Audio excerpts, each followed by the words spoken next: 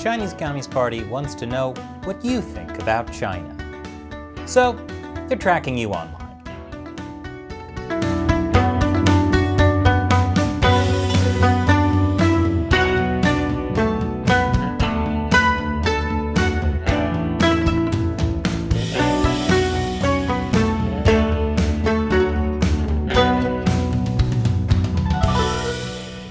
Welcome to China Uncensored. I'm Chris Chappell. Have you ever tweeted in support of the Hong Kong protests? Or called for a boycott of the Chinese Communist Party's Genocide Olympics on Facebook? Maybe you shared a meme comparing Chinese leader to a silly old bear. In fact, if you've said anything about China on the internet, the Chinese Communist Party could be tracking you online. That's according to two recent investigations, one from the Washington Post on how China harvests masses of data on Western targets, and one from the New York Times on how Chinese police track critics on Twitter and Facebook. And the reports are pretty disturbing. China is mining Western social media, including Facebook and Twitter, to equip its government agencies, military, and police with information on foreign targets. Wow. Speaking as a foreign target, I hope the Chinese regime doesn't find out about my embarrassing secret Beanie Babies collection. So how did the Washington Post and the New York Times find out China was tracking foreign targets online? Primarily by reading through hundreds of bidding documents and contracts for Chinese government projects that were publicly accessible. I'm going to guess they're not publicly accessible anymore. This reminds me of the time people found interrogation chairs were being sold on Taobao, China's version of eBay. But don't worry, Chinese officials promised their interrogation chairs were padded for comfort. And they totally don't torture and hold political prisoners. And if you criticize the Chinese Communist Party online and then go to China, you could experience this comfort padding for yourself. So how does the party track critics online? We know they've been doing it in China for years. China's authorities have developed a sophisticated online surveillance network using what they call public opinion analysis software. It's easier in China since they force everyone to register for the internet using their real names. But now they've shifted their focus overseas too. And public opinion analysis isn't just for figuring out what people think. The services also provide increasingly technical surveillance for China's censorship apparatus. And most systems include alarm functions designed to alert officials and police to negative content in real time. This is part of what the Chinese Communist Party calls public opinion guidance work, basically using censorship and propaganda to change what people say about China. Calling censorship and propaganda public opinion guidance is like claiming that those torture chairs are padded for comfort, or that Uyghurs aren't in concentration camps, they're in vocational training centers. Sometimes I wish I could talk like the Chinese Communist Party. No, sir, I did not crash into your car. I was giving you a vehicular fist bump. And like a vehicular fist bump, public opinion guidance isn't cheap. It's clear from even a few examples that the Communist Party has spent millions on this online surveillance. That includes paying more than $300,000 for a software program that mines Twitter and Facebook to create a database of foreign journalists and academics.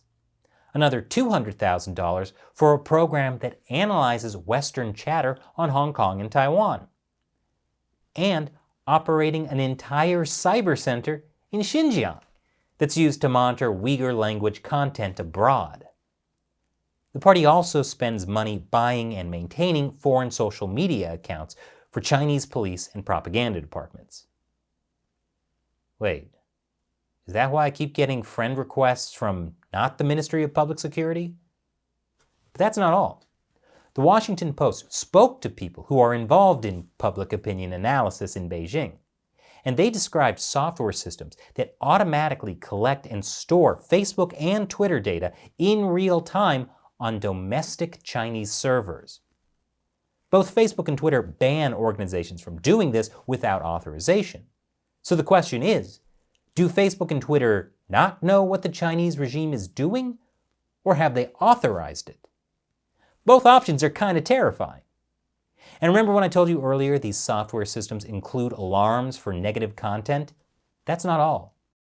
They also report negative content directly to a 24-hour hotline run by the Communist Party's censorship apparatus.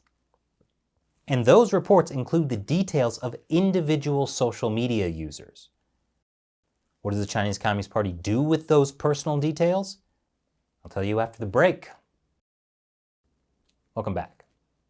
Remember last year when Chinese leader Xi Jinping called on officials to present a more lovable image of China? And some experts were like, hey, this means China is going to tone things down and be reasonable. Yeah, no. They totally misread what Xi was saying. Because in the same speech, Xi Jinping also called for officials to develop international public opinion guidance. Remember, public opinion guidance means using censorship and propaganda to control what people say. So Xi was saying Chinese officials should present a lovable image of China by shutting down anyone who presents an unlovable image of China. That includes people who criticize the Chinese Communist Party on Western social media. And the party isn't just targeting prominent, outspoken activists. Back in 2020, a Chinese student who was going to the University of Minnesota was jailed for 6 months in China over tweets he posted in the US. The New York Times spoke to another Chinese student who had set up what she thought was an anonymous Twitter account. But when she went back to her hometown in China last year, police tracked her down. They knocked on her parents' door, took her to the police station, and told her to delete her Twitter account. Even after she moved abroad, the police called her and her mother to see if she had visited any human rights websites. Getting in trouble with the police for visiting human rights websites is like getting in trouble with your dentist for flossing every night. It's what you're supposed to do as a decent human being, although most of us don't do it as often as we should. And this student wasn't the only Chinese person living abroad who was targeted by police. Because even if Chinese police can't threaten you, they can always go after your family. When a Chinese student living in Taiwan criticized China last year, both of his parents disappeared for 10 days. Meanwhile, a Chinese student studying in Canada was harassed by the Chinese police over an anonymous Twitter account with 2 followers. He had only tweeted 3 times. But Chinese police questioned his father and then directly called him on WeChat.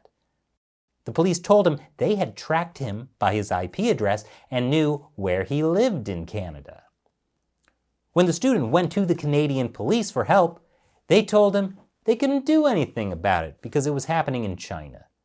They didn't even open a police report. The student deleted his tweets, all 3 of them. Now, all these cases involve Chinese police harassing ethnic Chinese people. And it makes sense that they would target them. The Chinese Communist Party wants to silence dissent among Chinese people so they can lie about how all Chinese people love the party.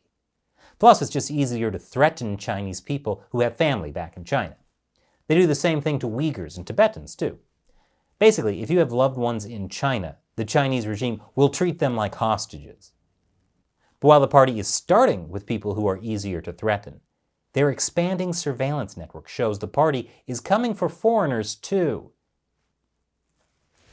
Shelley, why did you put up a photo of me there?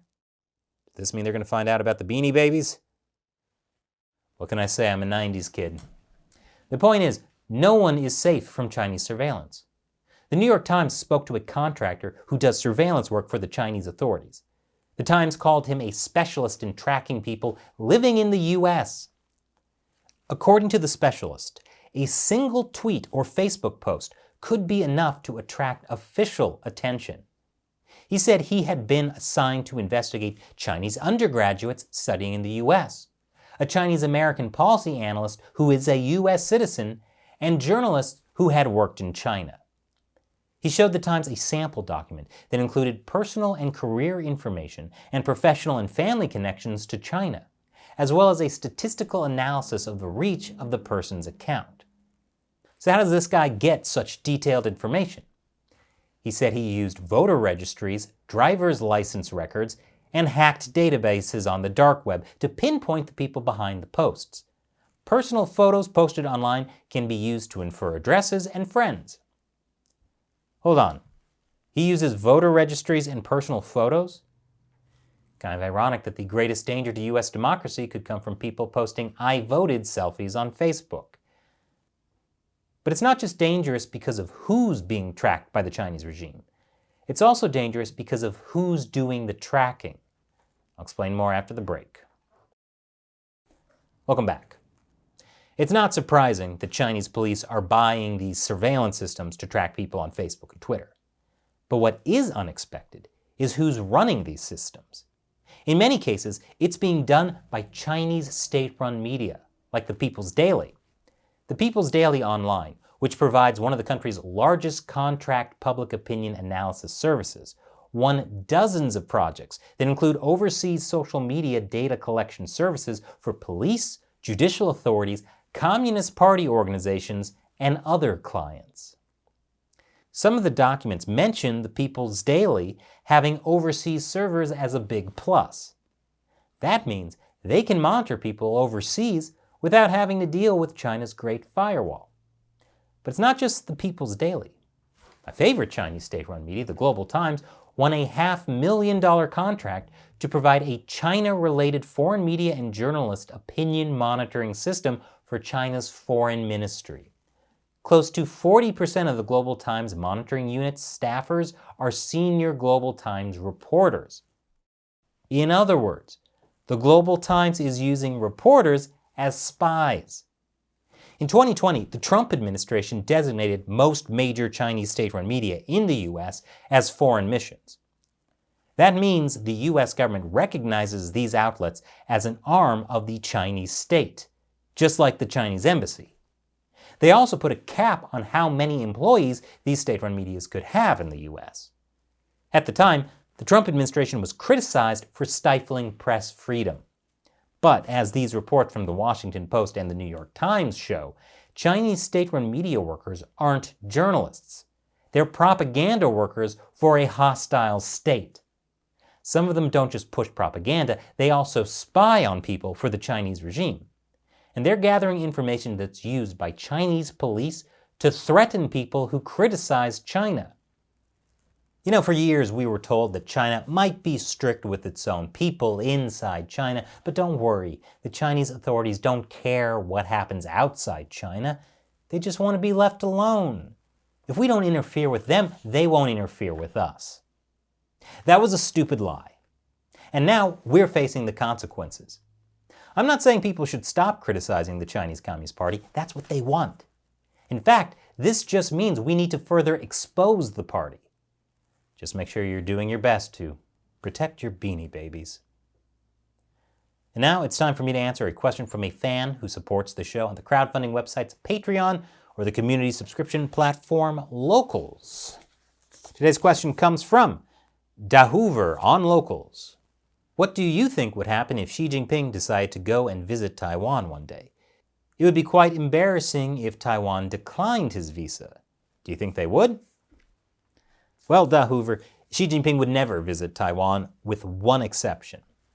You see, the Chinese Communist Party can't admit Taiwan is a separate country that Xi would need permission to go to.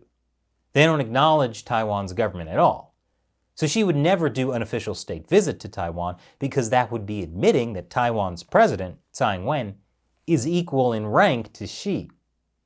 Now in 2015, Xi Jinping did meet with then-president of Taiwan, Ma Ying-jeou, but they met in Singapore. Things were very different back then. Ma was trying to open up relations with mainland China, especially economic relations. He requested the meeting with Xi.